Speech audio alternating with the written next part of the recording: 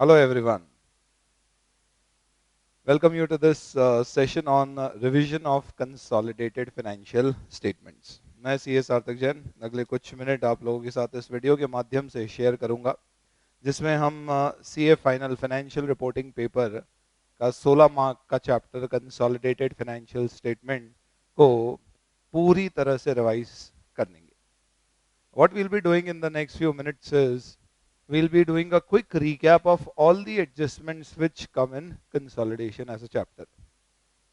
So consolidation chapter के सारे adjustments कुछ चंद मिनटों में. So yes, we'll be using some particular technique which I normally use in my class, जिससे कि हम ये सारे के सारे adjustments को कम से कम समय में रिवाइज करने की कोशिश करेंगे. कंसोलिडेशन एक ऐसा चैप्टर है जो ऑब्वियसली हमारे फाइनेंशियल रिपोर्टिंग का सबसे ट्रिकी और इंटरेस्टिंग पार्ट है अपार्ट फ्रॉम अकाउंटिंग स्टैंडर्ड्स. और 16 मार्क का एक क्वेश्चन उसका तय. कई सारे स्टूडेंट्स तो कंसोलिडेशन पढ़ने के बाद ये मान लेते हैं कि यही वाला चैप्टर छोड़ के जाना है क्योंकि एक ऑप्शन में छोड़ना ही होता है. लेकिन ध्यान रखिए, इसका मतलब ये नहीं कि आप जो छोड़ के जाएंगे उसके अलावा बाकी सब आपको वहां पर आ ही जाएंगे. अब सी बात है कि कंसोलिडेशन का चैप्टर हमारे लिए एक बहुत इंपॉर्टेंट चैप्टर है. 16 मार्क कंप्लीट इसकी कवरेज होगी. तो definitely we will wanted to crack the question. What will be doing is, तो उससे पहले आप ये समझ लीजिए कि हमारा ये जो रिवीजन का लेक्चर होने वाला है, इस पर्टिकुलर रिवीजन लेक्चर में the basic objective who is to use this particular lecture, ये किसके काम आएगा. तो basically I will first tell you what all things और what are objectives of this particular revision session is. हमारा सबसे पहला ऑब्जेक्टिव है कि कंसोलिडेशन के जितने एडजस्टमेंट्स हमने पढ़े हम उसका एक क्विक रिवीजन कर लें. हमारा दूसरा ऑब्जेक्टिव है कि कंसोलिडेशन में हमने जो भी कॉन्सेप्ट आज तक पढ़े हैं हम एक बार के लिए ये देख लें कि ये सारे के सारे कॉन्सेप्ट्स जो हमने पढ़े हैं इसके पीछे लॉजिक क्या होता है उसको एक बार रिवाइज कर लें. और तीसरा ऑब्जेक्टिव हमारा ये है कि अगर किसी कारण से कभी हमारा कोई पर्टिकुलर कॉन्सेप्ट कवर हमारी क्लास में नहीं हुआ था तो उस केस में हम उस कॉन्सेप्ट को यहाँ पे कवर कर लें. इसका मतलब ये है कि ये जो सेशन, ये वीडियो जो हम देख रहे हैं, this is meant for every student and not just for my own students. तो हमारे स्टूडेंट्स जो across 62 centres in India spread across अपने एफआर की बैचेस करते हैं उनके लिए भी ये रिवीजन यूजफुल है. स्टूडेंट जिन्होंने मुझसे एफआर नहीं पढ़ा है वो लोग भी इस पर्टिकुलर रिवीजन सेशन को देख सकते हैं. रिवीजन सेशन आपको कब देखना चाहिए? ए, अगर आपकी एग्जाम्स अभी हैं तो definitely you should watch it. Be, you've already done your batch, you've already done consolidation but you don't remember too much, या फिर आप अब उसको वापस से घर पे तैयार करना शुरू कर रहे हैं तो हो सकता है कि आप ये रिवीजन लेक्चर पहले देखें, एक बार आपके सारे कॉन्सेप्ट्स ब्रश अप हो जाएं और फिर उसके बाद आप अपने मटेरियल से उसको पढ़ना शुरू करें. चलिए तो शुरुआत करेंगे हम हमारे कंसोलिडेटेड फाइनेंशियल स्टेटमेंट के रिवीजन की. Just in order to save time of you guys, what I have done is मैंने जो क्वेश्चन यूजुअली हम लोग क्लास में यूज करते हैं वो क्वेश्चन यहाँ पे बोर्ड्स में ऑलरेडी ले लिया है. So that means I will not be writing the question so that we can directly concentrate on seeing this particular question and then quickly start understanding it and also revising it. ये देखिएगा consolidated financial statement के हमारे revision में हम क्या करेंगे. तो सबसे पहले अपन जो बेसिक बैलेंस शीट कंसोलिडेशन करते हैं सिंगल सब्सिडरी का, एक बार पहले उसका क्विक रिकैप करते हैं. तो let's spend 5 minutes on discussing balance sheet consolidation which is the very basic thing of consolidation. और एक बार ये हम डिस्कस करते हैं उसके बाद हम फिर उसके एडजस्टमेंट्स पाएंगे. देखिए आप बैलेंस शीट आप देख रहे हैं यहाँ पे कंसोलिडेटेड फाइनेंशियल स्टेटमेंट में एच लिमिटेड और एस लिमिटेड. एच लिमिटेड की जो बैलेंस शीट है इसमें we have taken equity, share capital, reserves, liabilities, property, plant, equipment, investments in S limited. S for subsidiary, H for holding. Investment in S limited on 31 March 2016. हमारी balance sheet कब की है? 31 मार्च 2017. इसका मतलब क्या हुआ कि ये इन्वेस्टमेंट कब किया गया था? This investment was actually done at the beginning of the year and the stake which we have acquired in S Limited is 80%. And then we have current assets and other assets holding की balance sheet में. Subsidiary की balance sheet में देखें क्या है. Subsidiary की balance sheet में we have equity share capital 30,000, reserves 20,000, liability 5,000, PPE 50,000, current assets other assets 5,000. चलिए, अब हम जब कंसोलिडेशन करते हैं तो what steps do we follow. तो सबसे पहली बात, होल्डिंग और सब्सिडरी कंसोलिडेट क्यों करते हैं। देखिए, मैंने सब्सिडरी के 80% शेयर 60,000 रुपए में खरीदे। तो अगर मैं सब्सिडरी के शेयर्स खरीदने की बजाय सब्सिडरी की या किसी दूसरी कंपनी की असेट्स खरीदता तो मेरी बुक्स में असेट आती। यानी कि अगर मैं 60,000 रुपए की जमीन खरीदूं तो मेरी बुक्स में 60,000 रुपीज का लैंड आएगा। अगर मैं 60,000 रुपीज देके लैंड एंड बिल्डिंग परचेज करूं तो मेरी बुक्स में लैंड से 30,000, बिल्डिंग 30,000, इस तरह से दो असेट्स आएंगे। लेकिन अगर मैंने 60,000 रुपए देके एक कंपनी के शेयर्स खरीद लिए जिसके पास लैंड और बिल्डिंग है, आई रिपीट, 60,000 रुपीज देके मैंने एक कंपनी के सारे शेयर खरीद लिए, एक ऐसी कंपनी जिसके पास 60,000 रुपए की लैंड और बिल्डिंग नाम की दो असेट्स थी। तो उस केस में मेरी बुक्स में I will not be showing 60,000 rupees of land and building. I will rather be showing 60,000 rupees as investment in shares of another company. और यहीं से शुरुआत होती है एक इनएडिक्वेट इनकम्प्लीट इंफॉर्मेशन की। क्योंकि होता यह है कि एस लिमिटेड में 60,000 रुपए लगाना मतलब ये तो ऐसा हो गया कि यूनाइटेड बेवरीज की बैलेंस शीट में उसकी सब्सिडरी किंगफिशर एयरलाइंस में 60,000 करोड़ का इन्वेस्टमेंट किया है, इस तरह का एक असेट दिखाना है। दिखने को ये 60,000 है, बट वी डोंट नो कि इसके बदले में हमें एक्चुअल में क्या वर्थ की असेट्स मिली है। And because of this particular aspect what we need to do is, H limited के ये स्टैंडअलोन फाइनेंशियल स्टेटमेंट हमें कंप्लीट इंफॉर्मेशन प्रोवाइड नहीं कर रहे। तो अब हमें क्या करना पड़ेगा, अगर हमें कंप्लीट इंफॉर्मेशन चाहिए, यानी हम चाहते हैं सिर्फ एच की असेट्स नहीं, एच ने जो जो असेट्स खरीदी है उसकी बुक्स में वो इन्वेस्टमेंट ना दिखे और असेट्स दिखे, तो सिंपल सा तरीका ये है कि एच ने जहां पर पैसा लगाया है हम उस पर्टिकुलर एंटिटी की असेट्स और लाइबिलिटी हमारी बुक्स में क्लब कर देंगे, and that is something which is consolidation of balance sheet. अब जब मैं असेट्स और लाइबिलिटी क्लब करूंगा सब्सिडरी की, किस में, होल्डिंग में, तो क्योंकि यहां पे मैंने 100% स्टेक नहीं लिया है, I have only taken an 80% stake, सवाल ये उठता है कि मैं असेट्स और लाइबिलिटी 100% क्लब करूं या 80%। तो accounting standard 21 consolidated financial statements कहता है कि सब्सिडरी की सारी असेट्स यानी 100% कंसोलिडेशन मेथड लिया जाएगा, जिसे बोलते हैं लाइन टू लाइन कंसोलिडेशन। यानी हम क्या करेंगे, हम 100% असेट्स और लाइबिलिटी को कंसोलिडेट करेंगे, ना कि सिर्फ 80% जो अपना उसमें स्टेक है। इसका कारण क्या होता है, आज समझिए, से फॉर एग्जांपल मैं एक business, say for example this auditorium I want to buy for my business, इसे खरीदने में सपोज फॉर एग्जांपल मुझे 1,00,000 रुपए लग रहे हैं। 1,00,000 रुपए में तो कुर्सियां भी नहीं आएंगी, बट सपोज मैंने 1,00,000 रुपए में इस ऑडिटोरियम को परचेज करना है, मेरे पास सिर्फ 80,000 रुपए लगाने के लिए। मैंने मेरे दोस्त को कहा कि 20,000 रुपए तू लगा दे, उसने कहा मैं 20,000 रुपए तो लगाऊंगा लेकिन मुझे ब्याज नहीं, तुम्हारे प्रॉफिट में 20% हिस्सा चाहिए। मैंने बोला done.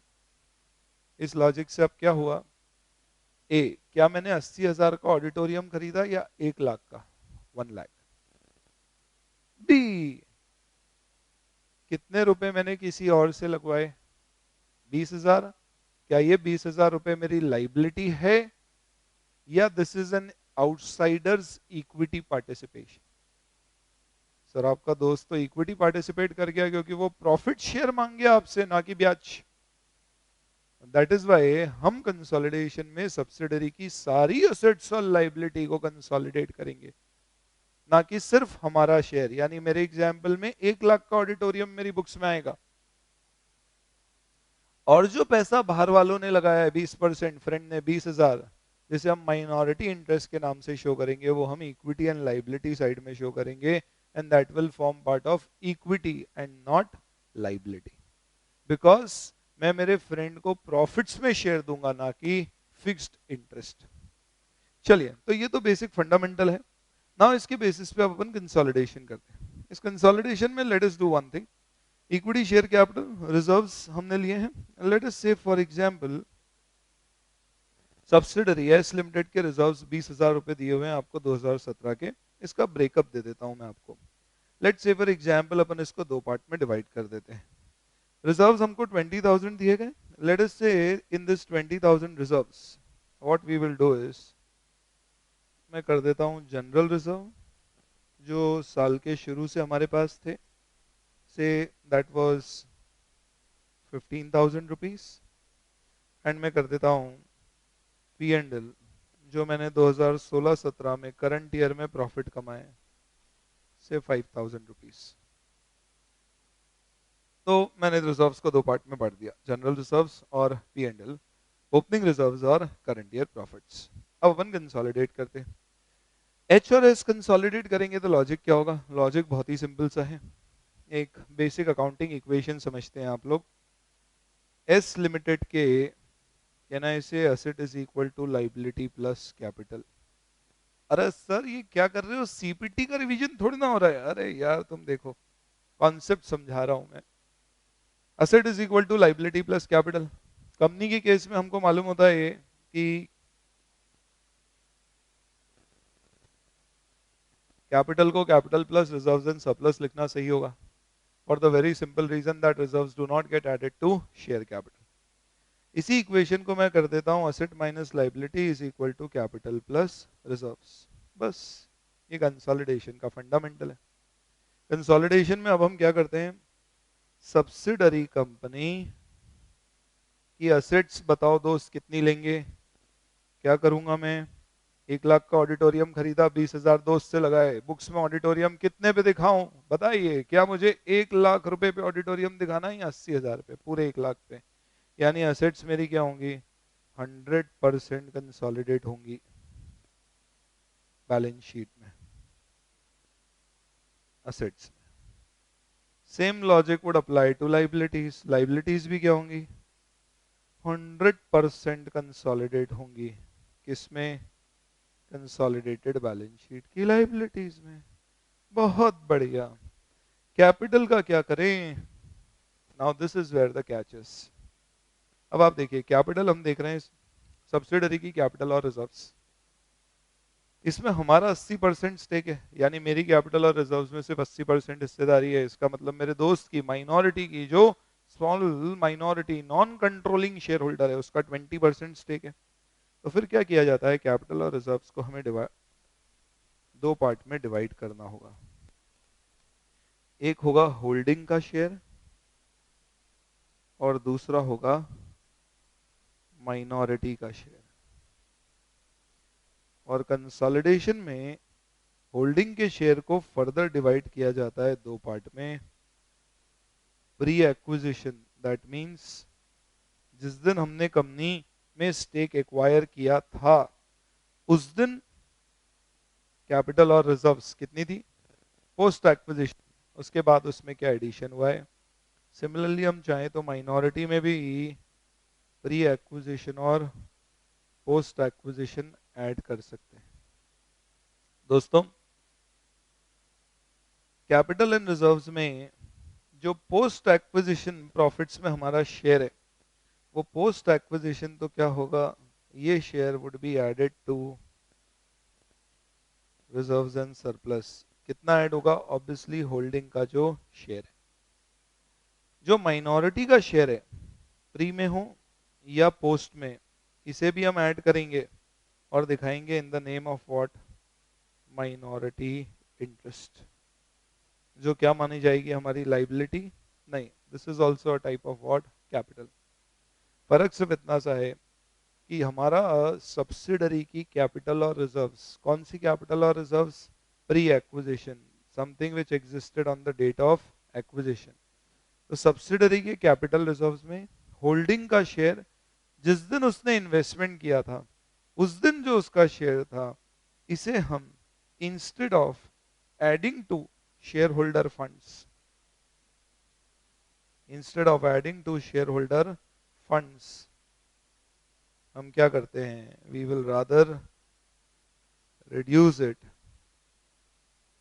from investment in subsidiary, और reducing this from investment in subsidiary से जो भी डिफरेंस कैलकुलेट होगा वो डिफरेंस को हम क्या करते हैं, ट्रांसफर टू गुडविल और capital reserve, which we usually known as cost of control adjustment. ये हमारा कॉस्ट ऑफ कंट्रोल का एडजस्टमेंट है। इसी चीज को अगर मैं समराइज करूं, in fact if I kind of zoom it out, क्या किया अपन ने, बहुत सिंपली देखते हैं। सब्सिडरी की सारी एसेट्स और लाइबिलिटी मैंने 100% ऐड करने की बात की। कैपिटल रिजर्व्स में मेरा जो शेयर है और माइनॉरिटी का शेयर है, माइनॉरिटी का तो पूरा शेयर माइनॉरिटी इंटरेस्ट में चले गया। होल्डिंग के शेयर के दो पार्ट हो गए, प्री और पोस्ट। जो पोस्ट वाला शेयर है वो रिजर्व्स में ऐड हो गया, जो प्री वाला शेयर है वो मेरे इन्वेस्टमेंट से माइनस हो गया, जिससे मैं निकाल के दे दूंगा आपको कॉस्ट ऑफ कंट्रोल। इस लॉजिक से अब हम क्या करते हैं, कंसोलिडेशन के 3 स्टेप्स लगाते हैं। जो कंसोलिडेशन के हमारे 3 स्टेप्स होते हैं, उन 3 स्टेप्स में डिपेंडिंग और in fact based on what we have discussed, if I quickly put up दो स्टेप, सबसे पहला स्टेप हमारा होगा कॉस्ट ऑफ कंट्रोल। सबसे पहले हम क्या करेंगे, we'll calculate the cost of control. Cost of control कैसे आता है, तो what we will do is, शुरुआत हमारी कॉस्ट ऑफ कंट्रोल में होगी carrying amount of investments. Brief में मैं लिखता हूँ इन्वेस्टमेंट। इन्वेस्टमेंट हमने कितने रुपए का किया, 60,000 का। हाँ बताइए, इस इन्वेस्टमेंट के बदले में मुझे सब्सिडरी से क्या मिला, मुझे लेना है share in capital and reserves. क्या मैं कैपिटल एंड रिजर्व्स को अपनी भाषा में इक्विटी लिख सकता हूँ? Equity means capital and reserves, तो share in equity of S limited, equity share capital और general reserve. P and L नहीं लिखूंगा मैं, क्यों? क्योंकि मुझे क्या चाहिए, share in equity of S limited. कब? जिस दिन मैंने इन्वेस्टमेंट किया था। इन्वेस्टमेंट कब हुआ था? 31/3/2016 को। 31/3/2016 मतलब date of investment. Date of investment में सब्सिडरी में एक कैपिटल में क्या था, 30,000 की कैपिटल डेफिनेटली रही होगी, क्योंकि रिजर्व्स ओपनिंग है, यानी ये 31/3/16 को जरूर रहे होंगे, क्योंकि पी एंड एल अपन ने करंट ईयर में कमाया, यानी ये ओपनिंग डेट पर हमारे पास अवेलेबल नहीं रहा होगा। क्योंकि पी एंड एल हमारे पास उस समय नहीं था, यानी जिस दिन हमने सब्सिडरी खरीदी उस दिन सब्सिडरी की हमें 30,000 की कैपिटल और 15,000 के रिजर्व्स मिले। 30,000 कैपिटल, 15,000 के रिजर्व्स, हमें टोटल 45,000 में कितना स्टेक मिला, 80%। 45,000 का 80% निकालेंगे तो कितना आएगा, this will come out to 36,000। 36,000 रुपए में हटा दूं अगर मेरे इन्वेस्टमेंट से, तो कितना पैसा ज्यादा दिया है मैंने, दैट इज 24,000। ये 24,000 रुपए जो मैंने एक्सेस पे किया है, this is known as goodwill. As per AS 21, the excess of share in equity of subsidiary on the date of acquisition of shares by holding in subsidiary is treated as goodwill, cost of control। अर्ज किया है AS 21 ने, acquisition की तारीख पर subsidiary की equity में मेरी जो हिस्सेदारी है उससे जो अधिक पैसा मैंने पे किया है वो मेरी कॉस्ट ऑफ कंट्रोल गुडविल। अगर मैंने पैसे कम दिए होते तो उसे हम क्या कह देते, कैपिटल रिजर्व्स। स्टेप 2 पे आते हैं, माइनॉरिटी इंटरेस्ट। दोस्तों अभी जो पढ़ा उसके हिसाब से बताइए, माइनॉरिटी इंटरेस्ट में आपको अल्टीमेटली क्या लेना है, माइनॉरिटी का वो हिस्सा जो डेट ऑफ एक्विजिशन पे था, या वो जो उसने बाद में कमाया, या दोनों मिलेगा? क्योंकि दोनों मिलेगा तो आप तो सिंपल माइनॉरिटी में क्या करेंगे, कैपिटल एंड रिजर्व्स में जो टोटल माइनॉरिटी का शेयर है वो ऐड कर दे। तो सब्सिडरी की कैपिटल, ओह ये मैंने क्या कर दिया, सब्सिडरी तो ब्लू कलर में है। ओह सर, कलर कोडिंग का प्रयोग, जी हाँ। आगे देखेंगे हमारी बैलेंस शीट में, हमारे डिस्कशन में हमको मदद करेगा। Equity share capital 30,000, general reserve 15,000 और पी एंड एल 5,000। सब्सिडरी की टोटल नेटवर्थ क्लोजिंग कितनी है, 50,000, लेकिन उसका स्टेक सिर्फ कितना है, 20%, यानी प्रैक्टिकली स्पीकिंग सब्सिडरी में माइनॉरिटी का 10,000 का इंटरेस्ट होगा। एंड देन लास्ट आखिरी स्टेप हम लगाएंगे, हर कंसोलिडेशन के क्वेश्चन में 3 स्टेप्स अनिवार्य हैं और तीसरा स्टेप होगा हमारा कंसोलिडेटेड रिजर्व्स एंड सरप्लस। हो सकता है प्रैक्टिस मैनुअल में आपको इसके फॉर्मेट अलग दिखे, ऐसे भी प्रैक्टिस मैनुअल के क्वेश्चन समझ के आते हैं। चलिए, ये हमारा तरीका है। इनफैक्ट ये मैं आपको ब्रीफली इसलिए कवर करा रहा हूँ so that we see this quickly, ताकि आगे के सारे एडजस्टमेंट में इसी लॉजिक से आपको समझाऊंगा। तो now let's see step 3 consolidated reserves and surplus. अब step 3 consolidated reserves and surplus में हम क्या करेंगे? तो लेट अस सी, एक काम करते हैं, 2 कॉलम बनाता हूं मैं। एच लिमिटेड के रिजर्व्स तो कंसोलिडेटेड बैलेंस शीट में आएंगे, उसमें हम क्या ऐड करेंगे? What will we add? We will add share in S limited. इसको ऐसे प्रेजेंट करने की बजाय I will use a different method. मैं ये कहूंगा कि पहले मैं एच लिमिटेड के सारे रिजर्व्स एंड सरप्लस लिख लेता हूं और फिर उसमें ऐड कर दूंगा क्या? एस लिमिटेड में क्या? तो देखिए, मैं ऐड सिर्फ क्या करता हूं? ऐड क्या होता है दोस्तों? होल्डिंग का शेयर ऐड होता है। क्या ऐड होता है? होल्डिंग का शेयर। किसमें? पोस्ट एक्विजिशन में। किसमें? Reserves and surplus. तो मुझे यहाँ पे सिर्फ क्या ऐड करना है? जो सब्सिडरी कंपनी एस लिमिटेड के post acquisition reserves, post acquisition reserves में होल्डिंग का शेयर। चलिए, अब आप देखें होल्डिंग में, अपन देखें रिजर्व्स हमारे हैं कितने। होल्डिंग के तो रिजर्व्स हैं 1 लाख के। लेट अस से इसको हम नाम दे देते हैं, इसे दीज आर जनरल रिजर्व्स, ठीक है। तो practically speaking there is general reserve in holding, no P and L. हमारा 31 मार्च 2017 को होल्डिंग का जनरल रिजर्व का 1 लाख का बैलेंस है, पी एंड एल का 0 है। इसमें मैं क्या ऐड करूंगा? सब्सिडरी में मेरा शेयर है। कौन सा शेयर? सिर्फ पोस्ट एक्विजिशन। आप देखिए, सब्सिडरी ने पोस्ट एक्विजिशन में जनरल रिजर्व्स तो कुछ भी नहीं कमाए दोस्त। If you see this, subsidiary के जनरल रिजर्व तो ओपनिंग है करंट ईयर में, यानी पोस्ट एक्विजिशन, यानी 31 मार्च 2016 के बाद सब्सिडरी ने क्या अर्न किया है? 5,000 रुपए का प्रॉफिट, जिसमें मेरा हिस्सा कितना है? 80%। इस लॉजिक से what I would do is I would add post acquisition reserve share of holding company, कितना? 5,000 का 80%, which will come out to be 4,000. Hence, finally, this would become 1 lakh. This would become 4,000. And now we are ready to prepare the consolidated balance sheet. तो अब हम consolidated balance sheet prepare करेंगे, और ये जो consolidated balance sheet होगी, ये किसकी कंसोलिडेटेड बैलेंस शीट है? तो this obviously is the consolidated balance sheet of H Limited with its subsidiary S Limited as on 31st March 2017. I am now not focusing on the format of schedule 3.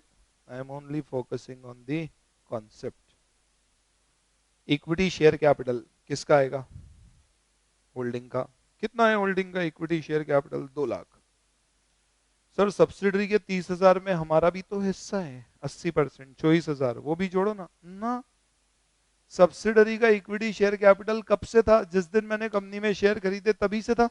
और अगर वो तभी से था तो आप बताइए, सब्सिडरी के कैपिटल में जो होल्डिंग का शेयर, सब्सिडरी के कैपिटल में जो होल्डिंग का शेयर प्री एक्विजिशन पीरियड से एग्जिस्ट करता है, उसे हम क्या करते हैं? We reduce it from the investments. यानी ये याद रखना, कंसोलिडेटेड बैलेंस शीट में इक्विटी शेयर कैपिटल सिर्फ होल्डिंग का आता है। लॉजिकली सही भी है, क्यों? क्योंकि ग्रुप के ओनर होल्डिंग के शेयर होल्डर है, ना कि सब्सिडरी के शेयर होल्डर। इनफैक्ट सब्सिडरी का शेयर होल्डर तो होल्डिंग ही है, तो वो तो इंटर ग्रुप बैलेंस है। मैंने आपको पैसे दिए, मेरी बुक्स में इन्वेस्टमेंट, आपकी बुक्स में कैपिटल। जब दोनों क्लब होंगे तो इन्वेस्टमेंट कब? Capital cut. तो इस लॉजिक से this 30,000 rupees will not feature in consolidated balance sheet. हाँ, मेरा शेयर नहीं आएगा, जो माइनॉरिटी का शेयर होगा कैपिटल में, that will definitely be added, but वो किस नाम से दिखेगा? Minority interest. तो इस लॉजिक से अगर मैं देखूं तो what we would do is, one, equity share capital सिर्फ होल्डिंग का आएगा 2 लाख। रिजर्व्स किसके आएंगे? होल्डिंग के सारे, सब्सिडरी के सिर्फ कौन से बताओ? प्री या पोस्ट? पोस्ट, क्योंकि प्री मैंने खरीदे। ये जो 15,000 रुपए है इसका मैंने पैसा दिया है। जब मैंने 31 मार्च को 60,000 रुपए में 80% स्टेक परचेज किया था, तो सही मायने में इस 60,000 रुपए के बदले में मुझे क्या मिला था? सब्सिडरी कंपनी की नेट असेट्स का 80% स्टेक। सब्सिडरी की असेट्स कितनी थी? 50 प्लस 5 55, पर लाइबिलिटी थी 5, यानी नेट असेट्स 50,000। मुझे क्या मिला था? सॉरी, 50,000 प्लस 5,000 माइनस 5,000, ये इसकी 31 मार्च 2017 की नेट असेट्स है। कंपनी ने इस साल 5,000 के प्रॉफिट कमाए। अगर कंपनी ने इस साल 5,000 के प्रॉफिट्स नहीं कमाए होते तो ऑब्वियस सी बात है उसकी असेट्स 5,000 से कम होती, यानी उसकी net assets on the date of acquisition 45,000 थी। और यही 45,000 हमने शो किया है कहां पर? हमारे सीओसी में। ये 45,000 में मेरा स्टेक 80%, यानी 36,000। तो इक्विटी शेयर कैपिटल हम किसकी लेंगे? We will only take it of the holding 2 lakh rupees. लेकिन कंसोलिडेटेड रिजर्व्स हम किसके लेंगे? होल्डिंग और सब्सिडरी के। पर सब्सिडरी के सिर्फ कौन से? पोस्ट एक्विजिशन, क्योंकि प्री एक्विजिशन हमने खरीदे। तो ये हमने स्टेप 3 में निकाला है। स्टेप 3 में कंसोलिडेटेड जनरल रिजर्व हमने देखे थे कितने आए? 1 लाख। लेकिन कंसोलिडेटेड पी एंड एल कितना आया? तो होल्डिंग का तो कुछ था नहीं P and L balance, subsidiary का 4,000। इसके बाद फिर मैंने कहा माइनॉरिटी इंटरेस्ट आएगा। ये पूरा का पूरा क्या है? सब्सिडरी में आउटसाइडर का स्टेक, जो हमने कितना निकाला था स्टेप 2 में? 10,000 रुपीज। तो my minority interest would come to 10,000। इसके बाद बताओ दोस्तों, लाइबिलिटीज में हम किसकी लाइबिलिटीज ऐड करेंगे? तो अभी अपन ने फंडामेंटल देखा कि असेट्स और लाइबिलिटी हम 100% ऐड करते हैं। तो होल्डिंग की हमारी असेट्स कितनी है? If we see this, the assets of holding actually are coming out to be 3 lakhs, और सब्सिडरी की it is coming out to be 50,000। ये दोनों एज इट इज ऐड होंगी, 3 लाख प्लस 50,000 यानी 3,50,000। करंट असेट्स भी 40,000 प्लस 5,000 एज इट इज होगा, यानी 45,000। तो हमारी असेट्स में हमने, just for the sake of simplicity, in fact पहले लाइबिलिटीज देखें। 1 लाख प्लस 5,000, 1,05,000। तो लाइबिलिटी में what we will do is we'll put up 1,05,000। 5,000 blue में किसके? Subsidiary. Coming on to asset side, PP, property plant equipment 100%, 3 lakh plus 50,000, this will come out to 3,50,000। And current assets and other assets हम देखा 40,000 plus 5,000, this will come out to 45,000। लेकिन इन सब के अलावा हमने देखा कि there is also one more thing which is what? Goodwill. ये गुडविल कैसे आई थी? 60,000 रुपए मैंने दिए थे, बदले मुझे सिर्फ 36,000 की नेट असेट्स मिली। 24,000 रुपए मैंने एक्स्ट्रा पे किए। This 24,000 of access payment is goodwill.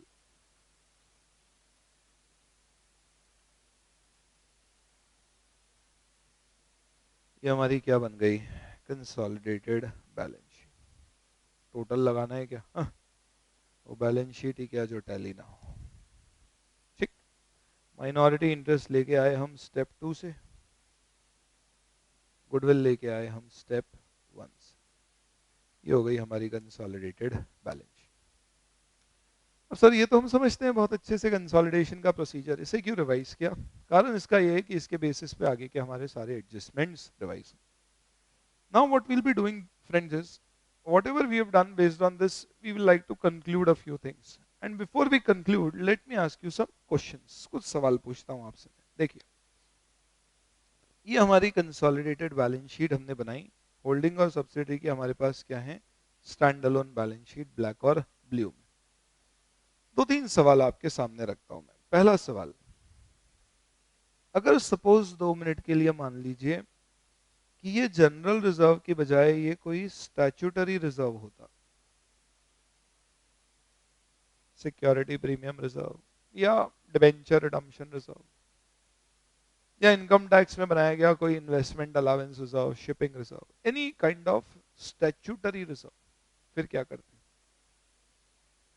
क्या सर एस लिमिटेड की बैलेंस शीट में general reserves, opening general reserve जिसको हमने माइनॉरिटी का शेयर माइनॉरिटी में ऐड किया और होल्डिंग का शेयर हमने कॉस्ट ऑफ कंट्रोल निकालते समय इन्वेस्टमेंट की कॉस्ट से माइनस किया गुडविल निकालने की, 2 मिनट के लिए मानो कि ये जनरल रिजर्व अगर स्टैट्यूटरी रिजर्व होते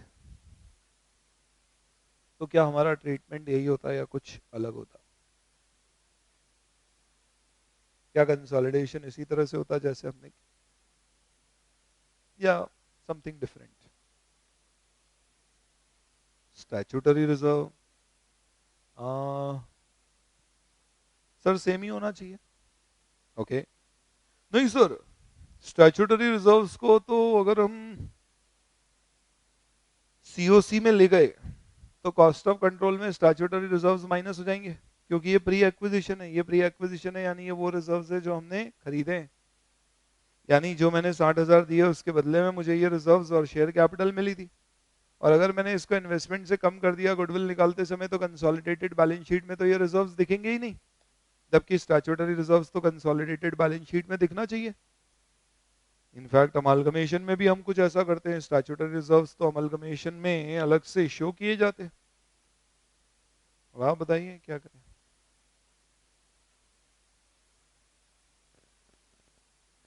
अब दोस्तों एक चीज समझो, अगर आप पीएम में पास्ट एग्जाम के क्वेश्चंस में कोई भी क्वेश्चन उठा के देखोगे तो आज तक इंस्टीट्यूट ने कंसोलिडेशन के क्वेश्चन में स्टैट्यूटरी रिजर्व नहीं डाला। सिक्योरिटी प्रीमियम रिजर्व जरूर पूछा गया एग्जाम में, but never they have asked statutory reserve in the balance sheet of subsidiary in a question of consolidation. तो सर अभी तक नहीं पूछा तो आप क्यों पूछ रहे हैं? आप क्यों पूछ रहे हैं? दोस्तों अपन वो नहीं पढ़ते सिर्फ जो एग्जाम में आ चुका है, हम वो भी पढ़ते हैं जो एग्जाम में आने वाला है। कभी आपको एग्जाम में ऐसा स्टैट्यूटरी रिजर्व एकदम से आ गया तो पॉसिबल है कि यू विल गेट सरप्राइज कि यार एकदम से क्या करें। हो सकता है कोई धुरंधर तो अमलगमेशन जिनको बहुत अच्छे से आता है वो बोले यार पूरा ऐसे ही कर देते और आखिरी में जैसे अमलगमेशन में एक एंट्री पास कर देते थे, amalgamation adjustment account to statutory reserve, अपन भी ऐसा ही कुछ कर देते हैं, बोले तो consolidation adjustment account to statutory reserve. तो देखो ऐसा कुछ नहीं करना है, सिंपल सा फंडा है, जो मैंने आपको लॉजिक सिखाया है वो इसीलिए सिखाया है, इससे आप ये सारे कॉन्सेप्ट समझ सकते हो। आप बताएं अल्टीमेटली स्टैट्यूटरी रिजर्व किसका पार्ट है? Asset is equal to liability plus capital, capital includes reserves, statutory reserve पहली बात बताओ is it a part of liability or is it a part of reserves? Sir आता तो रिजर्व्स एंड सरप्लस में, पर liability है maintain करना है, भूल के भी नहीं। दो स्टैट्यूटरी रिजर्व का मतलब क्या होता है? मेरी कंपनी जो प्रॉफिट्स पी&एल से कमाती है वो प्रॉफिट्स मेरी कंपनी डिविडेंड के रूप में बांट ना दे, और इसलिए लॉ कहता है कि उन प्रॉफिट्स का कुछ हिस्सा कंपलसरीली बिजनेस में रखना, बांट मत देना। इसलिए आपको लॉ कभी कभी ये कहेगा कि आप अपने प्रॉफिट्स का 20% 25% निकाल के स्टैट्यूटरी रिजर्व्स में डाल दो। यानी कि अगर आप 100 रुपए कमा रहे हैं तो आप 25 रुपए उठा के कहां डाल दीजिए? Statutory reserves. इससे क्या होगा कि आपको 25 रुपए किसी को देना पड़ेंगे? नहीं, अब आप 75 रुपीस में से ही डिविडेंड डिस्ट्रीब्यूट कर पाए, यानी वो 25 रुपए बिजनेस में ब्लॉक हो गए। और कई बार लॉ ऐसा कहता है कि 5 साल 8 साल तक आपको रिजर्व मेंटेन करना है, उसके बाद आप इसे जनरल रिजर्व में ट्रांसफर कर दीजिए। यानी वो पैसा इतने साल तक बिजनेस में रहेगा, आफ्टर अ पर्टिकुलर पीरियड वो जब जनरल रिजर्व में जाएगा it will again B free for distribution. यानी कि जब मैं डिवेंचर रिडम्पशन रिजर्व बनाता हूं पी एंड एल अप्रोप्रिएशन से, तो मेरा ऑब्जेक्टिव प्रॉफिट्स कम करना नहीं होता है, ना ही कोई लाइबिलिटी क्रिएट करना होता है। लाइबिलिटी तो ऑलरेडी डिवेंचर की नाम की मेरे बुक्स में आ रही है, right right, liability already books में आ रही है। मेरा ऑब्जेक्टिव होता है कि जितने डिवेंचर के रिडम्पशन में पैसे लगेंगे मैं अपने प्रॉफिट्स निकाल के पहले उतना पैसा बिजनेस में रोक के रखूं। यानी डिविडेंड बांटने से पहले I should save money for debenture redemption. और जब मेरे डिवेंचर रिडीम हो जाते हैं तो बताओ हम डीआरआर को क्या करते हैं, जनरल रिजर्व में ट्रांसफर करते हैं। इसका मतलब घुमा फिरा के रिजर्व्स किसी भी प्रकार के हों, अल्टीमेटली सब्सिडरी का रिजर्व क्या है? What is reserve of subsidiary? Subsidiary का reserve indirectly is nothing but appropriated profits which have been restricted. In fact, I should say subsidiary के statutory reserves are restricted appropriated profits. उसके कमाए हुए profits को हमने restrict करके रख दिया है। सिर्फ किससे restrict किया है? डिविडेंड बांटने से। अल्टीमेटली जब एच ने इसको खरीदा, अगर उस दिन एच की इन्वेस्टमेंट के बदले में एच की बुक्स में 30,000 का कैपिटल और 15,000 के रिजर्व्स थे, राइट? आप समझिए उस दिन जो 15,000 के रिजर्व्स अगर स्टैट्यूटरी रिजर्व होते तो भी अल्टीमेटली आपने जो कंपनी खरीदी है उसकी नेटवर्थ 45,000 ही होती, उसकी असेट साइड में उसकी नेट एसेट्स 45,000 ही दिखती। यानी आपने प्रैक्टिकली 45,000 रुपीज की नेटवर्थ की कंपनी का 80% स्टेक खरीदा है। यानी गुडविल निकालने में आप बोलेंगे 45,000 का 80%, 36 मैंने दिए 60, गुडविल 24। इस बात से कोई फर्क नहीं पड़ता कि मेरे रिजर्व स्टैट्यूटरी रिजर्व्स हैं, फ्री रिजर्व्स हैं, रिस्ट्रिक्टेड रिजर्व्स। ठीक है, दैट मींस स्टैट्यूटरी रिजर्व और any reserve, every time if it is a pre-acquisition it will be added to, in fact it will be reduced from investment while calculating cost of control. Sir एक छोटी सी problem, हमने amalgamation में पढ़ा है statutory reserve balance sheet में आना चाहिए। अगर ये स्टैट्यूटरी रिजर्व को मैंने सीओसी में एडजस्ट किया तो फिर कंसोलिडेटेड बैलेंस शीट में तो ये स्टैट्यूटरी रिजर्व शो ही नहीं होगा। वेरी गुड, ये statutory reserve consolidated balance sheet में नहीं दिखेगा क्योंकि इसके दो हिस्से होंगे, माइनॉरिटी का हिस्सा एमआई में जुड़ जाएगा और जो होल्डिंग का शेयर है वो सीओसी से माइनस हो जाएगा और गुडविल में एडजस्ट होगा। इनफैक्ट सब्सिडरी का कोई भी pre acquisition reserve consolidated balance sheet में नहीं दिखता, वो सब का सब या तो एमआई में ऐड हो जाता है या फिर सीओसी से एडजस्ट हो जाता है। तो सर क्या ये लीगली कुछ गड़बड़ नहीं होगी? नहीं होगी दोस्त, क्योंकि लॉ के पॉइंट ऑफ व्यू से भारत में आज की तारीख में किसी भी लॉ में स्टैंडअलोन फाइनेंशियल स्टेटमेंट यूज किए जाते हैं। No law, none of the tax laws or any laws require you to maintain statutory reserves in consolidated financial statement. In fact दोस्तों, consolidated financial statement is just what? It is an procedure applied to two separate financial statement to club it. ये हम सिर्फ क्यों करते हैं? ताकि हमारे users को हमारी ग्रुप की पोजीशन दिखे, और अब क्योंकि कंपनी लॉ की रिक्वायरमेंट है, सेबी की रिक्वायरमेंट है। बाकी as such income tax, indirect tax, किसी भी लॉ में कंसोलिडेटेड फाइनेंशियल स्टेटमेंट के बेसिस पे असेसमेंट्स नहीं होते। तो अब वो एंगल से कोई परेशानी ना उठाएं कि statutory reserve consolidated balance sheet में नहीं दिखेंगे। ठीक है, चलिए पहला मुद्दा। दूसरा मुद्दा, liabilities. When we talk about liabilities, 5,000 की लाइबिलिटी है।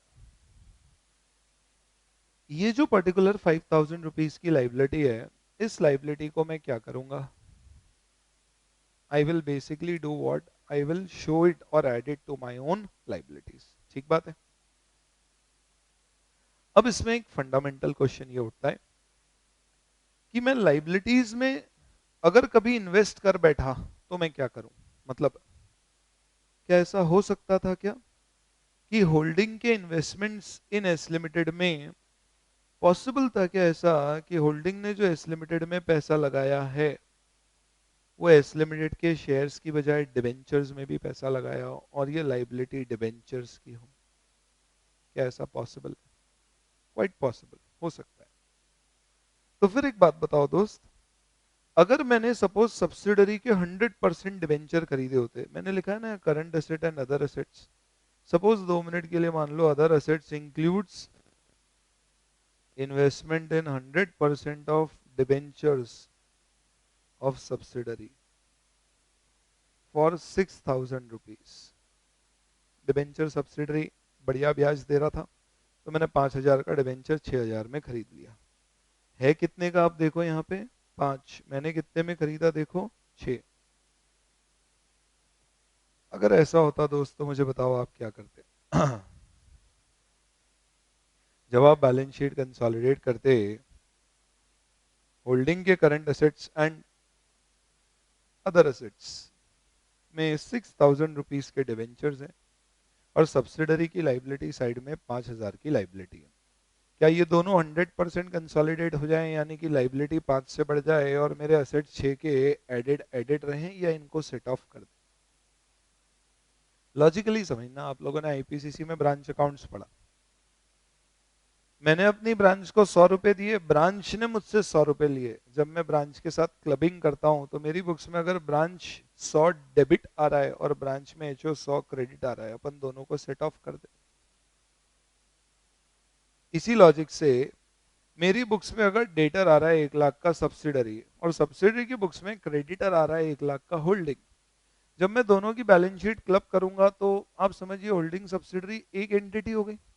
एंटिटी खुद ही को पैसे दे ले नहीं सकती है, इसलिए मेरे डेटर और क्रेडिटर दोनों 1-1 लाख सेट ऑफ हो जाएंगे।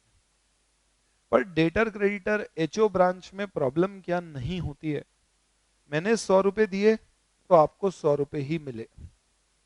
यहां प्रॉब्लम क्या है, होल्डिंग ने सब्सिडरी के डिबेंचर सब्सिडरी से नहीं खरीदे, मार्केट से खरीदे।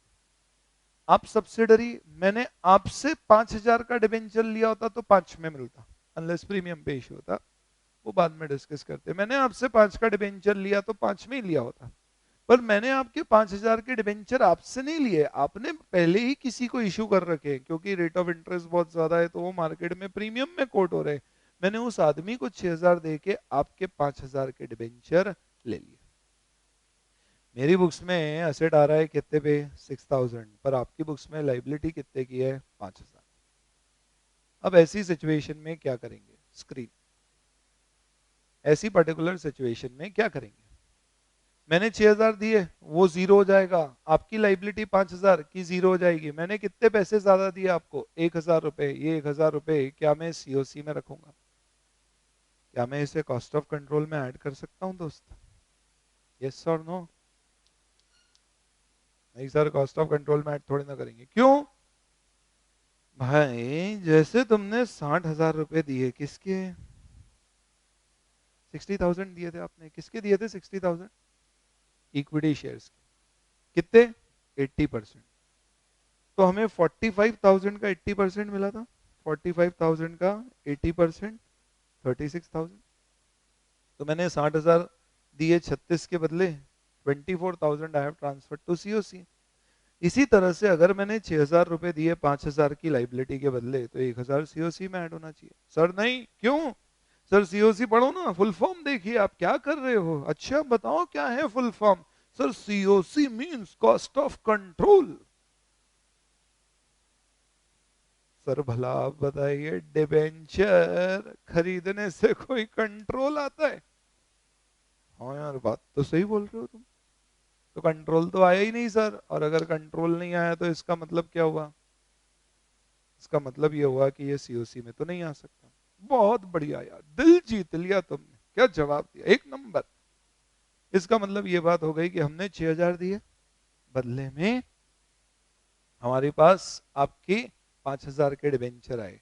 जब कंसोलिडेट करेंगे तो liability 5, assets 6, balance sheet tally नहीं होगी, क्योंकि असेट 6,000 से कम हुई, लाइबिलिटी 5,000 से कम हुई, असेट साइड 1,000 से ज्यादा गिरी हुई है, 1,000 रुपए का लॉस हो गया एक तरह से। As per accounting standard 21, this loss of 1,000 will be debited to P&L। तो ये हमें कंसोलिडेटेड P&L से राइट ऑफ करना होगा, हम इसे गुडविल से एडजस्ट नहीं करेंगे। तो सर ये तो सही बात है, इसमें प्रॉब्लम क्या है? प्रॉब्लम अब आएगी। 2 मिनट के लिए आप मानो, अगर ये डिबेंचर जो मैंने लाइबिलिटी में लिखे हैं, अगर 2 मिनट के लिए, just for the sake of understanding, अगर 2 मिनट के लिए आप मान लो कि ये लाइबिलिटी ही नहीं होती और प्रेफरेंस शेयर कैपिटल होता, यानी कि इक्विटी का पार्ट हो गया, सब्सिडरी में लाइबिलिटी 0, 5,000 की लाइबिलिटी को कन्वर्ट कर दो प्रेफरेंस शेयर कैपिटल में, ओके। तो सब्सिडरी की इक्विटी कैपिटल है 30, जनरल रिजर्व है 15, पी&एल है 5 और प्रेफरेंस शेयर कैपिटल है 5,000। ये पूरा का पूरा प्रेफरेंस शेयर कैपिटल हमने खरीद रखा है। अब यहाँ डिबेंचर की बजाय कर देता हूं प्रेफरेंस शेयर कैपिटल। ये पूरा का पूरा प्रेफरेंस शेयर कैपिटल हमने परचेज कर रखा है, कितने का? 5,000 का, पर कितने में? 6,000।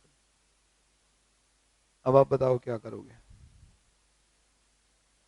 सर वही क्लब करेंगे, उसकी 5,000 की कैपिटल कटेगी, हमारा 6,000 का इन्वेस्टमेंट कटेगा, डिफरेंस 1,000 का आएगा। क्या ये 1,000 रुपए,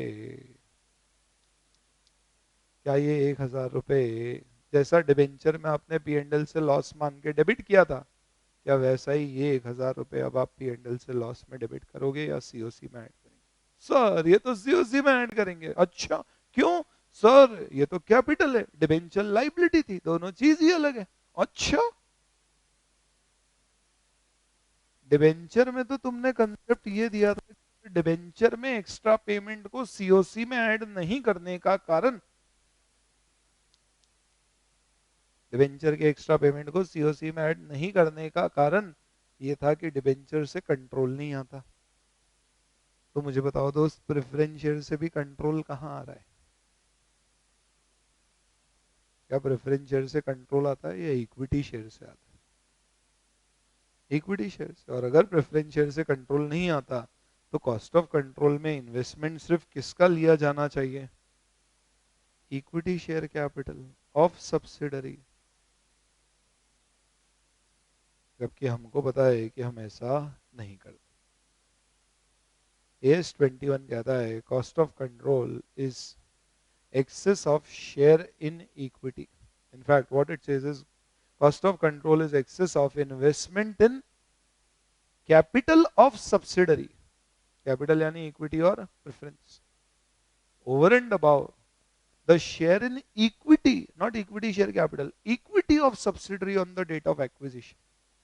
और equity का मतलब क्या हुआ? Equity share capital, preference share capital, reserves and surplus on the date of acquisition. तो अगर मैं एस की परिभाषा के अनुसार जाऊं तो यहाँ पे I should ideally right what? S बोलता है you should write carrying amount of investment in capital which will include equity and preference both of subsidiary less share in equity, and equity would mean what? Equity share capital, preference share capital, reserves and surplus.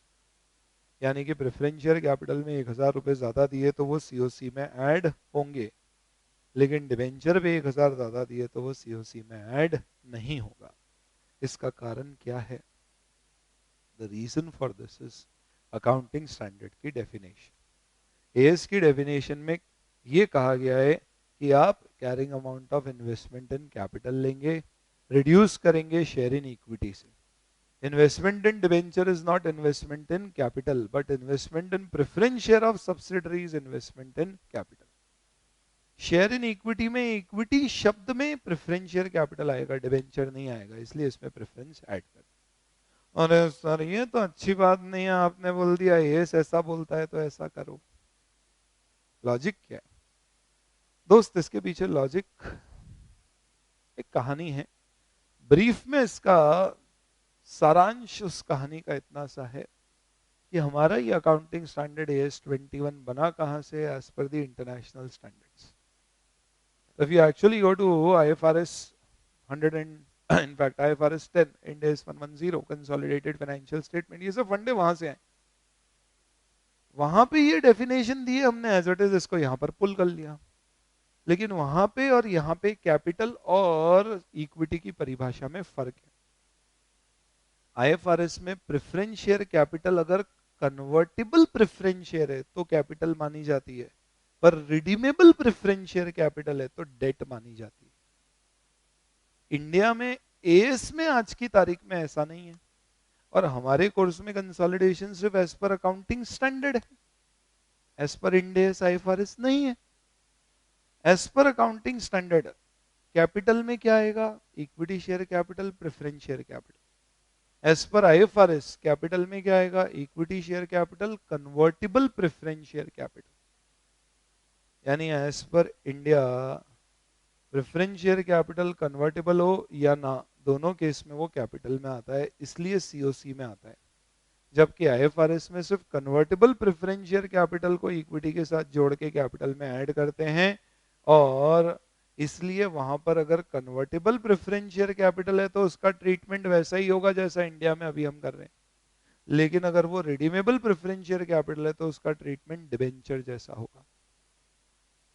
घुमा फिरा के बात इतनी सी है दोस्त कि IFRS logically ज्यादा perfect है, क्योंकि कन्वर्टेबल प्रेफरेंस शेयर कैपिटल से कंट्रोल आता है। इनफैक्ट अगर आप कंपनीज एक्ट 2013 में भी अब डेफिनेशन देखोगे तो उसमें लिखा है control is exercise through total paid up share capital which includes equity share capital and convertible preference shares. खैर, that's a company law matter, but what I'm trying to tell you is internationally convertible preference share को capital मानते हैं, और logically सही भी है क्योंकि ये बाद में इक्विटी शेयर बनेंगे तो आपके पास स्टेक आएगा। लेकिन यहाँ पर भारत में हम convertible preference share as well as redeemable preference share को कैपिटल मानते हैं, इसलिए आज की तारीख में सीओसी में हम इन्वेस्टमेंट में दोनों लेंगे, इक्विटी प्लस प्रेफरेंस। आप बोलोगे सर ऐसे तो फिर आईएफआरएस में कन्वर्टेबल डिवेंचर को भी कैपिटल मानते होंगे। बिल्कुल मानते। Compulsorily convertible debentures are treated as capital, यानी एज पर दैट आईएफआरएस में सीओसी में equity share capital plus all convertible instruments would be taken in the investments and equity. India में हमारे यहाँ पे रादर अभी हम कैसा करते हैं as per accounting standard, equity plus preference plus reserves, that's it.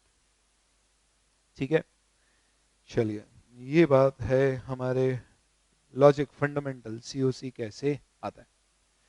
और इसीलिए क्योंकि हमारे यहाँ पर कैपिटल में प्रेफरेंस शेयर कैपिटल और इक्विटी आता है, इसलिए अगर माइनॉरिटी के पास, तो ना ध्यान से सुनिए, माइनॉरिटी के पास अगर सब्सिडरी के प्रेफरेंस शेयर कैपिटल है तो वो माइनॉरिटी इंटरेस्ट में आएंगे। माइनॉरिटी के पास सब्सिडरी के प्रेफरेंस शेयर कैपिटल है तो वो माइनॉरिटी इंटरेस्ट में आएंगे, क्योंकि माइनॉरिटी इंटरेस्ट क्या है? एक बार दोबारा ये अकाउंटिंग इक्वेशन देखो तो दोस्त, माइनॉरिटी का इंटरेस्ट हम किस में निकालते हैं? कैपिटल और रिजर्व्स में। तो preference share capital will come here, तो उसमें माइनॉरिटी का share will go to minority interest. लेकिन डिबेंचर को हम लाइबिलिटी मानते हैं। कभी क्वेश्चन में आ जाए कि सारे के सारे डिबेंचर माइनॉरिटी ने होल्ड कर रखे, क्या आप उसे माइनॉरिटी इंटरेस्ट में ऐड करोगे क्या? नेवर।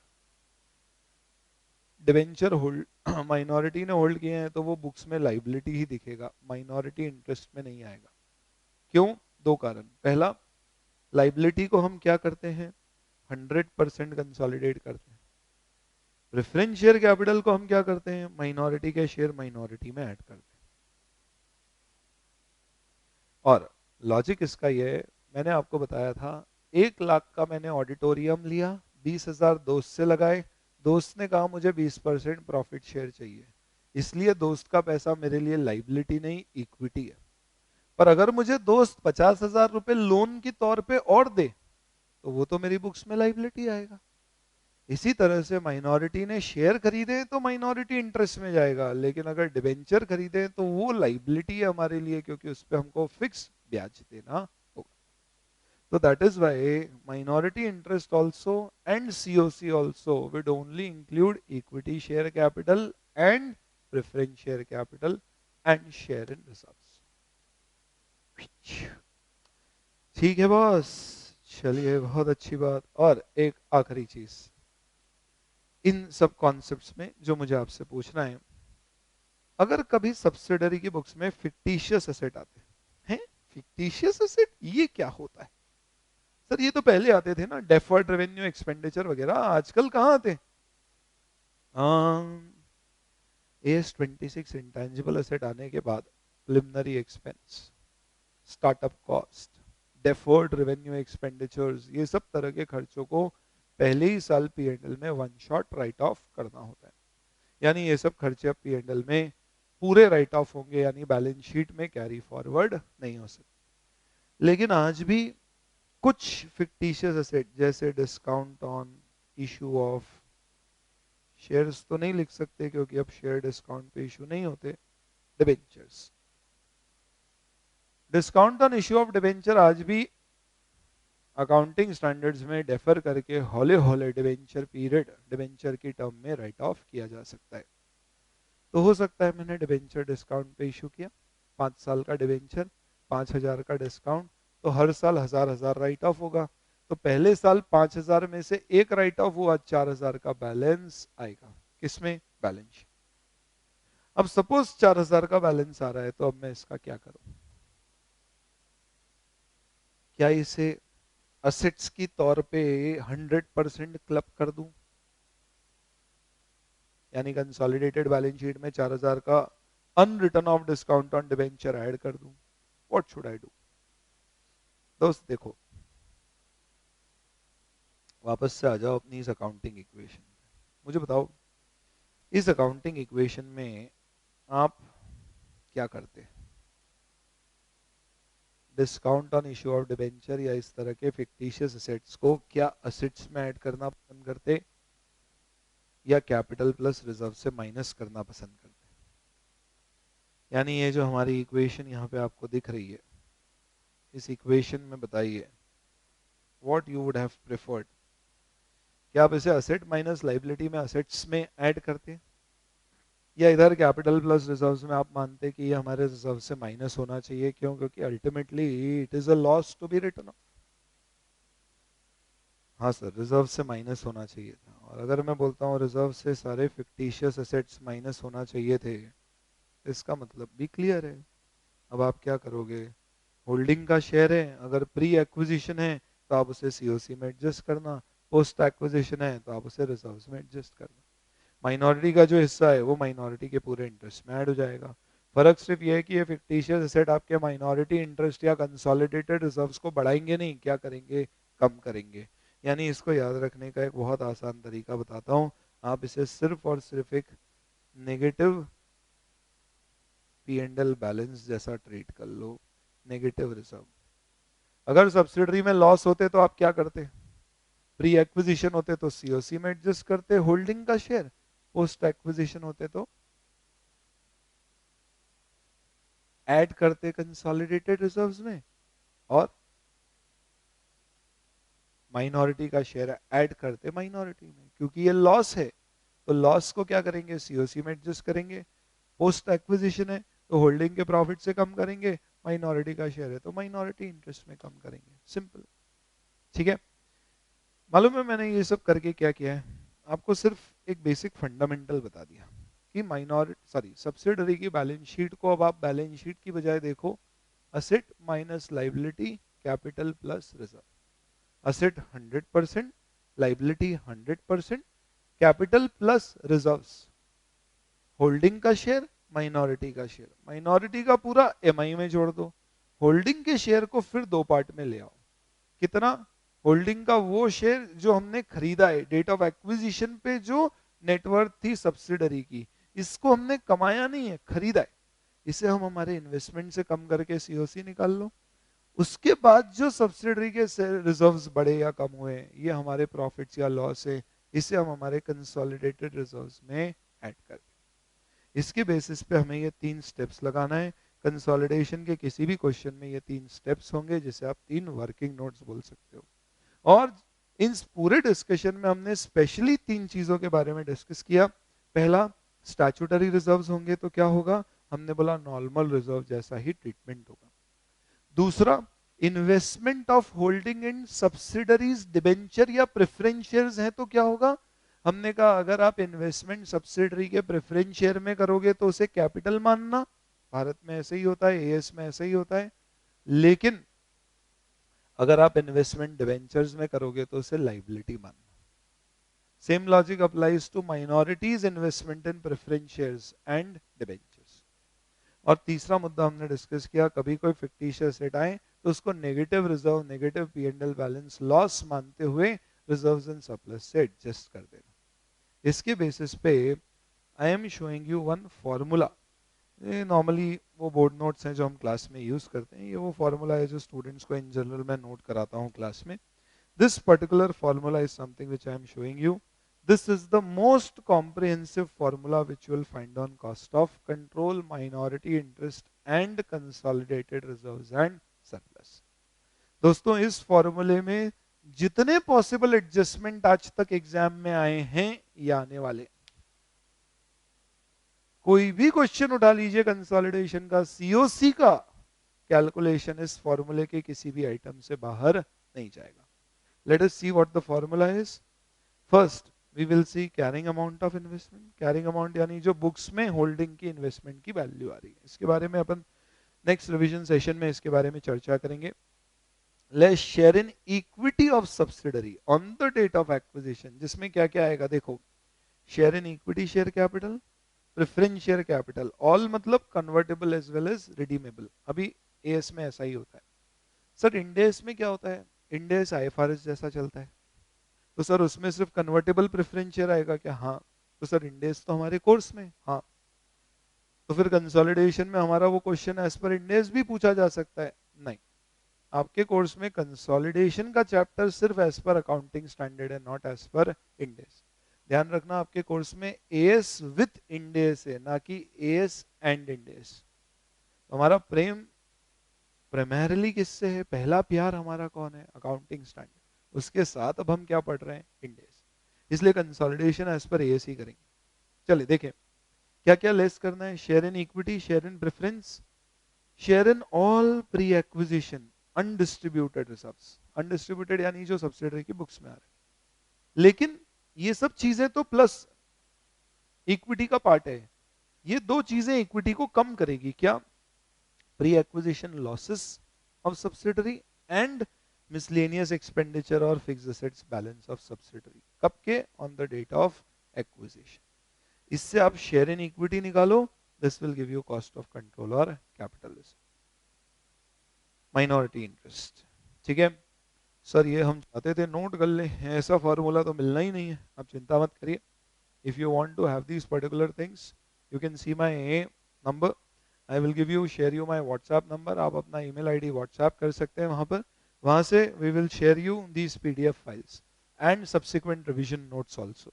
वहां से आप इन सारी चीजों को रेफर कर सकते हैं। देखिए next, minority interest, share in equity. Preference का शेयर आएगा क्या? हाँ सर। डिबेंचर का शेयर आएगा क्या? नहीं, सिर्फ प्रेफरेंस का। डिबेंचर लाइबिलिटी में आएगा। प्री या पोस्ट कौन से रिजर्व्स आएंगे दोस्तों? सारे। माइनॉरिटी में हमने देखा था दोनों रिजर्व्स ऐड होते हैं, तो pre and post acquisition reserves less pre and post acquisition losses less share in fictitious asset of minority. ये सब में हमें सिर्फ क्या जोड़ना या घटाना है? Share of minority. इस तरह से क्या आएगा? Minority interest. You got this point? ठीक है, तो हमने बोला था फिक्टिशियस एसेट में माइनॉरिटी का शेयर भी माइनॉरिटी इंटरेस्ट से माइनस होगा, क्योंकि हम उसे कैसे देख रहे हैं? Just like a negative reserve. And finally consolidated reserves and surplus में मेरा प्रेफर्ड अप्रोच टेबल इस तरह का बनाने का है। होल्डिंग के सारे रिजर्व्स लिख दो, general reserve, P and L, security premium, statutory reserve, जितने कॉलम ऐड कर दो। सब्सिडरी में हमारा होल्डिंग का शेयर किसमें? सिर्फ पोस्ट एक्विजिशन अनडिस्ट्रीब्यूटेड रिजर्व्स। कौन से? सब्सिडरी के पोस्ट एक्विजिशन अनडिस्ट्रीब्यूटेड रिजर्व्स में हमारा शेयर। प्री एक्विजिशन सीओसी से, पोस्ट एक्विजिशन यहाँ पे क्या? यहाँ पर हमारा शेयर, एमआई का शेयर है एमआई।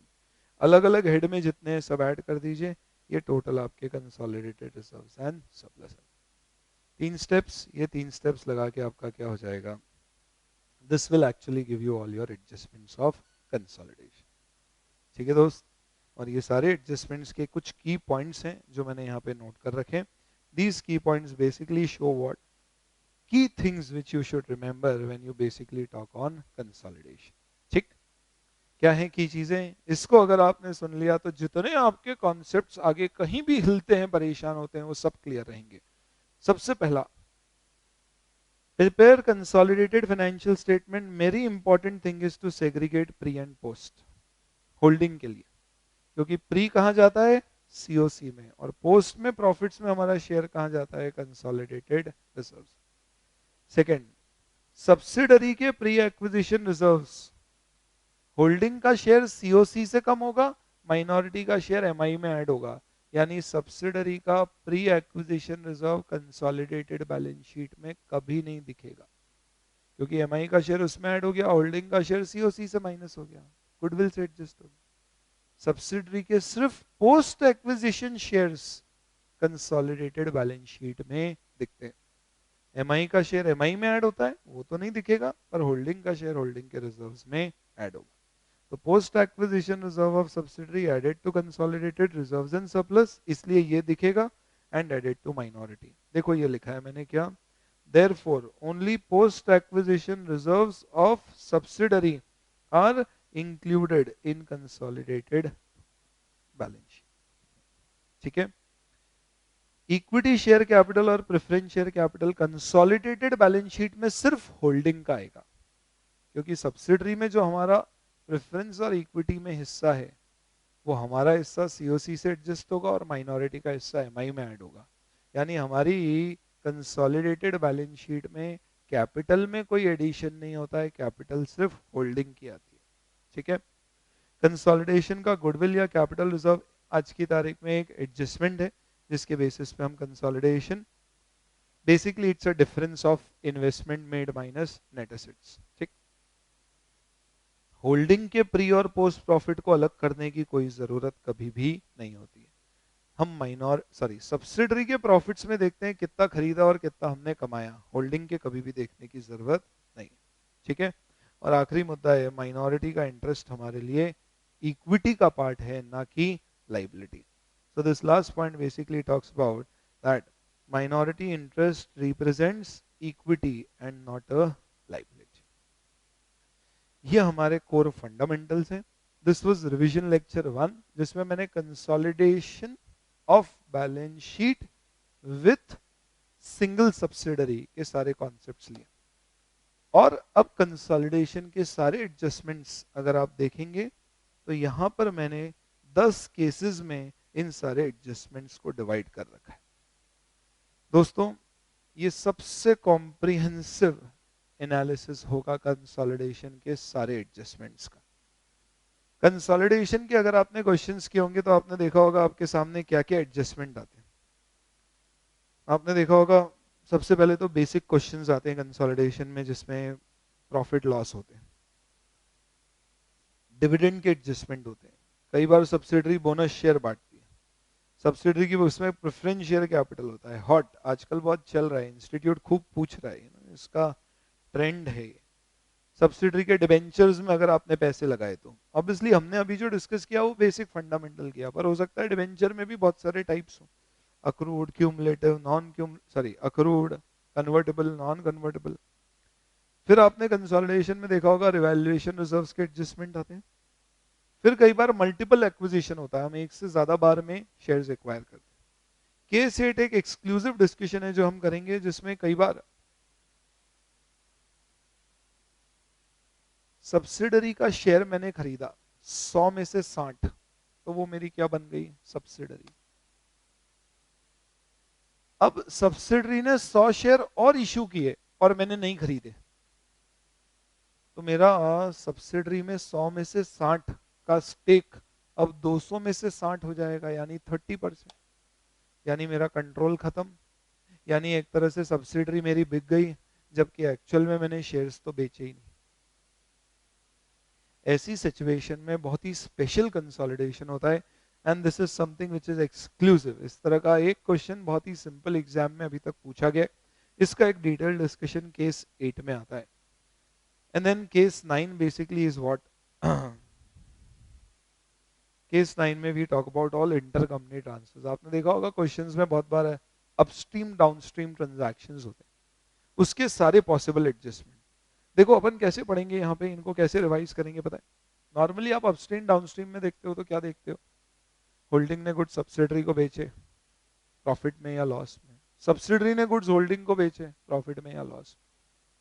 पर एक बात बताओ, क्या ऐसा भी हो सकता है क्या कि Tata Motors holding company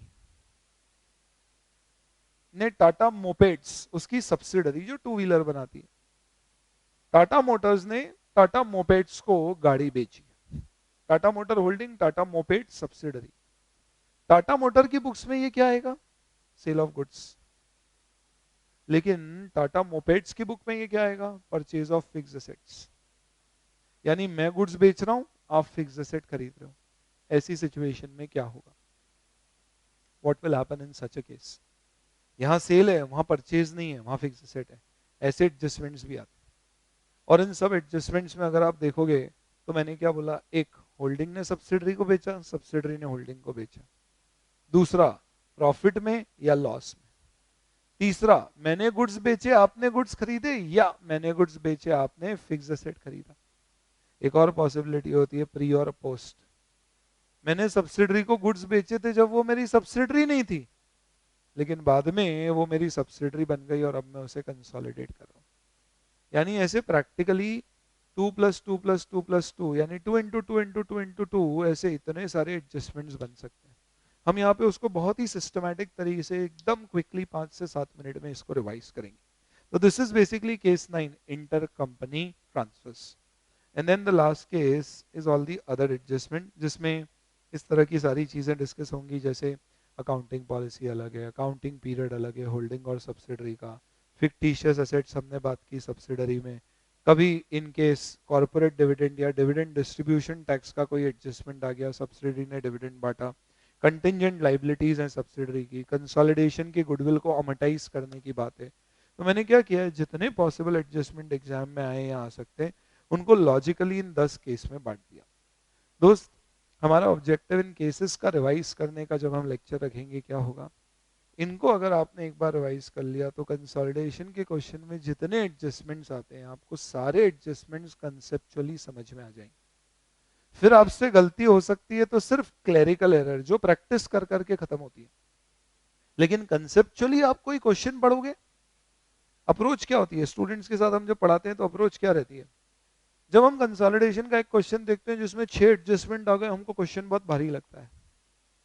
I always tell my students, आप कभी भी ये मत सोचो कि मुझे 20 ओवर में T20 में 200 रन बनाना है। आप तो हमेशा ये सोचो कि मुझे शुरू के 5 ओवर में 80 रन बनाना है, अगले 5 ओवर में 60 रन बनाना है, ताकि आखिरी के 10 ओवर में 60 रन आसानी से बना लो। यानी आप 6 एडजस्टमेंट वाले खतरनाक क्वेश्चन को ये मत समझो कि इस क्वेश्चन में 6 एडजस्टमेंट है। आप ये समझो कि ये 6 के 6 एडजस्टमेंट इंडिविजुअली मुझे आते हैं, अब मुझे सिर्फ इसको क्लरिकल मिस्टेक किए बिना एक साथ क्लब करके कर। ये कब पॉसिबल है? जब आपको हर पॉसिबल एडजस्टमेंट का ट्रीटमेंट पहले से आता है। वो कब होगा? जब आप सारे पॉसिबल एडजस्टमेंट्स कॉम्प्रिहेंसिवली एक बार रिवाइज कर लेंगे, और ये 10 केसेस में ये सारे के सारे एडजस्टमेंट्स कवर हो जाते हैं। ठीक है, चलिए, तो that we will keep in revision lecture number 2।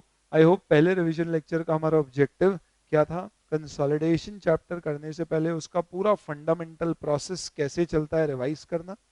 ये लेक्चर किसके काम आएगा? हर उस स्टूडेंट के जो एग्जाम से पहले एक बार कंसोलिडेशन के फंडामेंटल्स ब्रशअप करना चाहता है, या फिर जो आगे एग्जाम है लेकिन घर पे कंसोलिडेशन की पढ़ाई करने से पहले एक बार कॉन्सेप्चुअली कंसोलिडेशन के एडजस्टमेंट्स कैसे होते हैं उसको देखना चाहता है।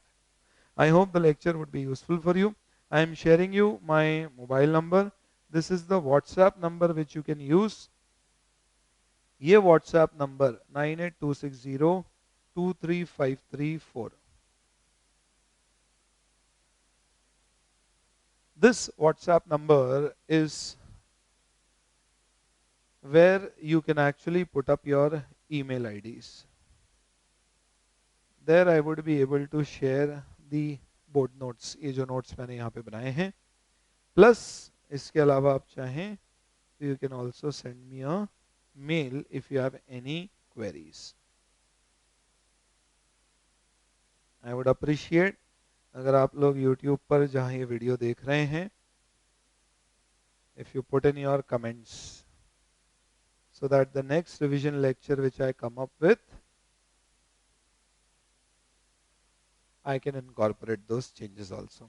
Please put in those kind of comments. We'll come up with the next revision lecture. FR का हमारा अगला revision lecture होगा इन सारे 10 adjustments जिसको हम 30 से 50 मिनट के बीच में कवर करेंगे. और इसके अलावा I'll be getting you with a quick discussion on questions given in RTP for May 2017. इस आरटीपी के डिस्कशन में हम खास तौर पे कुछ ऐसे क्वेश्चंस देखेंगे जिसमें अक्रॉस इंडिया बहुत सारे स्टूडेंट्स को प्रॉब्लम्स आ रही है, जिसमें एक ईपीएस कैलकुलेशन का क्वेश्चन है जिसमें majority of the students are facing problems because the concepts which they have in their mind is something not which actually the institute expects. And RTP के questions हम देखते हैं इंस्टीट्यूट में exam में कभी कभी आ जाते हैं, खास तौर पे इसी अटेम्प्ट में नहीं आगे के अटेम्प्ट्स में भी कई बार पूछे जाते हैं. So do not miss that particular discussion on RTP May 2017 FR discussion specifically on that particular question on EPS. See you very soon. Thank you very much for your time. I hope that this was a learning experience. Thank you.